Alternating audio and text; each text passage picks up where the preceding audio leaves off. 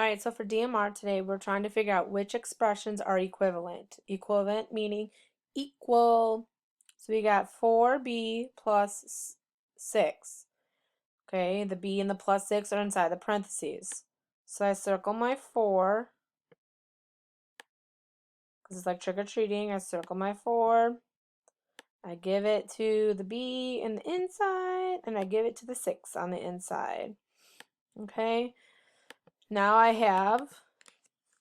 I go to sort my candy, so I have 4 times B, and then my friend goes to sort their candy. When I have a number and a letter being multiplied together, I can smush them together, and then I have 4 times 6, which is 24.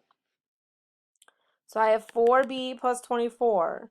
Well, 4B plus 24 is literally right here, 4B plus 24. So I know 1 and 2 are the same.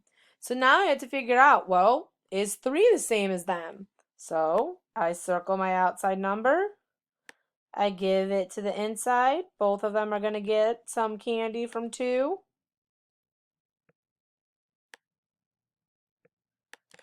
So now I have to put them, I'm going to go sort my candy. So I have 2 times B.